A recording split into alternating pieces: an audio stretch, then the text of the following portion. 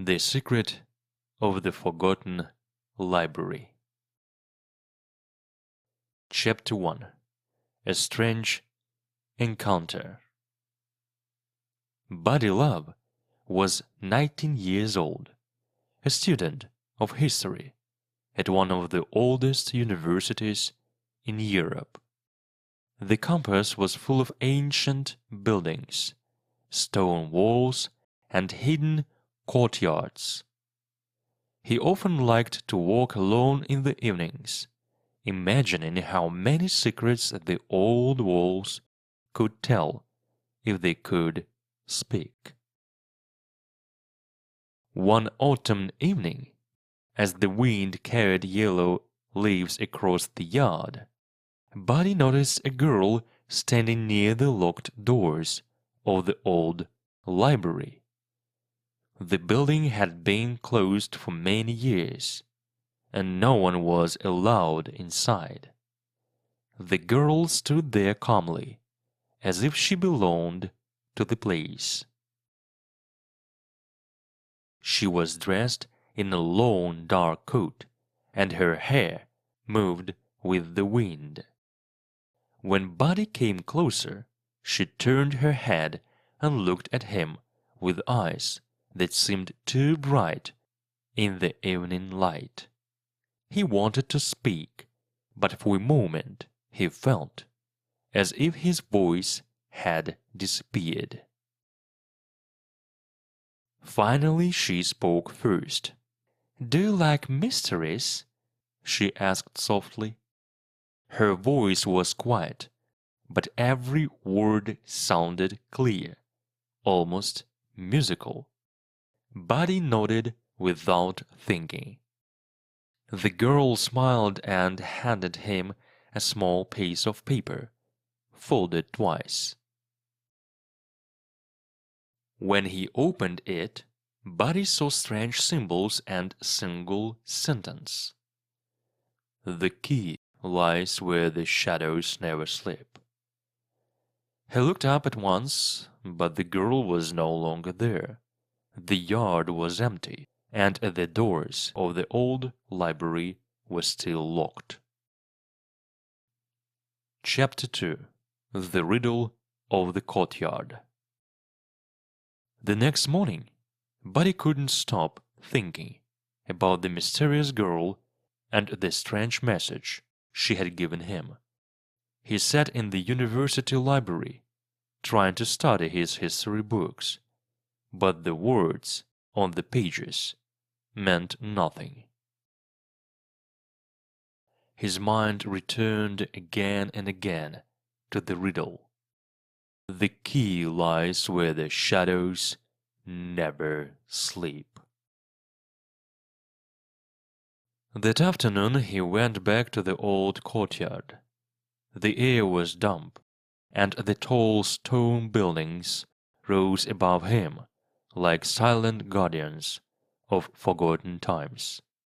He walked slowly around the yard, noticing every detail: the broken fountain in the middle, the ivy climbing the walls, and the heavy iron gates that no one ever opened.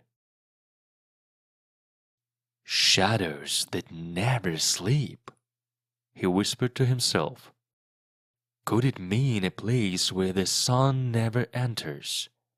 Perhaps an archway or a corner that is always dark. At that moment, a voice answered him. "You think aloud, young man," said an old gardener who was sweeping leaves near the fountain. He wore a long coat and had a kindly, wrinkled face. "Not many students come here. Are you searching for something?" Buddy hesitated, but then showed the man the folded paper. "Someone gave me this," he explained. "Do you know what it means?" The gardener looked at the strange symbols, shook his head, and smiled. I have worked here for 30 years, and I can tell you one thing. The only place where shadows never sleep is under the old arch, near the eastern wall. Even at midday, it is as dark as night. Buddy thanked the man and went to the eastern side of the courtyard. The arch was tall and narrow, almost hidden by ivy. When he stepped inside, he felt a sudden chill, as if the air itself refused to move. He bent down and noticed something scratched into the stone, a series of the same symbols that were on the paper. As he traced the marks with his fingers, a soft voice spoke behind him. "You are faster than I expected, Buddy love." He turned quickly. The mysterious girl stood there again, her dark coat moving slightly in the wind. This time her eyes looked even brighter, and her smile carried both warmth and secret. "You left me this note," Buddy said. "Who are you? And what do these symbols mean?" The girl tilted her head, as if amused by his courage. "All in good time," she answered. "First, you must prove that you are not afraid of secrets. If you follow the signs, you may find the truth. But if you turn back now, you will never see me again." Chapter 3. The riddle deepens. Buddy hesitated, then stepped under the arch. The air grew colder, and the symbols on the stone seemed to glow faintly. He reached out to touch them, and a voice echoed in his mind. "Find the heart of the library where knowledge sleeps." He looked around, noticing the courtyard was different in the daylight. The shadows played tricks on his eyes, making the ancient stones seem to shift and whisper. A sudden breeze rustled the ivy, and he saw something glinting behind a thick curtain of leaves. A small, ornate key hung from a chain. It was made of tarnished silver, and had the same strange symbols etched into its handle. Buddy carefully took it. The key felt heavy and ancient in his hand, a weight of history and mystery. Buddy turned the key over in his hand. A new sense of purpose filling him. He had no idea what this key unlocked or why it was left for him, but he felt an undeniable pull to find out. As he stepped back out from under the arch, the afternoon sun seemed brighter, and the library looked different, full of secrets waiting to be discovered. Back inside, the quiet hum of the library seemed more intense. The students hunched over books, but to Buddy, they now seemed like characters in a play he was just beginning to understand. He looked down at the key in his palm. Its strange symbols, a constant reminder of the girl and her riddle. The library wasn't just a place to study anymore. It was a puzzle, and he held the first piece. His search began in the oldest part of the library, the section with dusty shelves and books bound in leather. He moved slowly, his fingers tracing the spines of ancient texts, looking for any clue, any hint that might be connected to the key.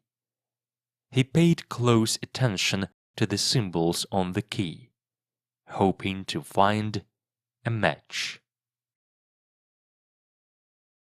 It was in the history section that he found it, a large, dark book with no title on the spine, just a single, covered symbol on the cover, the same symbol from his key. His heart beat faster. This was it. This was what the girl had told him to find. He took a deep breath, the book feeling strangely cold in his hands. It was old, smelling of dust and forgotten paper. He opened the cover, and the first page was blank, with a small, circular hole in the center. He knew exactly what he had to do. With trembling hands, he placed the key in the hole. It fit perfectly. There was a click, and the book's pages, which had been blank, suddenly filled with writing. It wasn't in any language he recognized. Instead, it was a series of diagrams and strange, swirling symbols, all arranged in what looked like a complex map. The key had not only unlocked the book, but also revealed its true nature. It was a guide to the library's secrets. Suddenly, a shadow fell over the book. Buddy looked up, his heart pounding in his chest. Standing over him was the librarian, her face unreadable.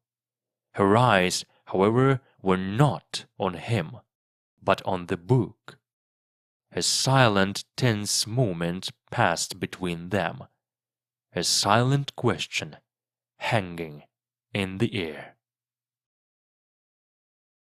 A silent question hung in the air, but it was not the librarian who answered. A familiar voice, soft as a whisper, but sharp as a blade, came from the shadows between the shelves. "The book belongs to its rightful owner," the girl said, her eyes burning with a bright, unusual light. "And that is him." The librarian's eyes widened. A flicker of fear crossing her face as she looked at the girl. You are one of them!" The girl stepped out of the shadows, her form becoming clearer. She wore simple, old-fashioned clothes, and a sense of ancient wisdom radiated from her. "I am," she replied calmly, "and this young man has chosen his path. The library has accepted him." Chapter 4. The Old Man of the Stocks. The librarian led Buddy and the girl through the widening maze of bookshelves. The air grew colder, and the familiar smell of old paper was replaced by the faint scent of something old, like earth. In the very heart of the library, in a small dusty room behind a wall of books, sat a very old man. He had a long white beard and kind, wise eyes. The old man's eyes were sharp and saw everything. He pointed to 2 chairs, inviting them to sit. "I have been waiting for you, buddy," he said, his voice deep and calm. "For a long time, the girl here, she keeps secrets, and I'll learn about them. We have a puzzle that needs a mind like yours." Buddy took the book from his bag. The old man took it, but didn't open it. He looked at the girl. "Tell him the first rule," he said. Her voice was quiet but clear. "Every secret has a price.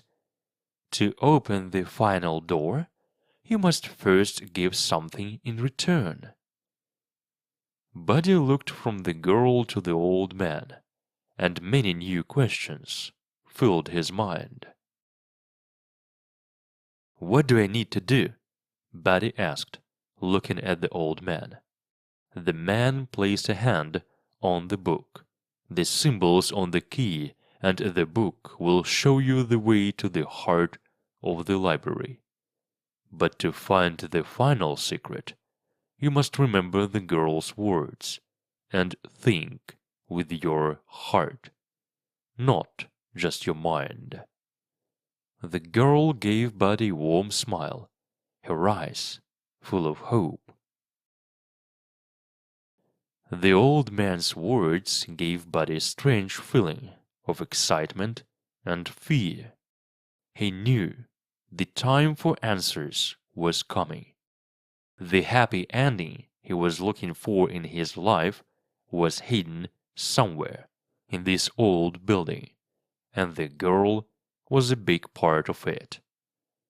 He looked at her, and he knew he was ready to pay any price to solve the puzzle and be with her. Buddy and the girl left the dusty room and returned to the main part of the library. The book in his hands felt different now. It wasn't just an old object, but a key to a new life. The girl smiled at him.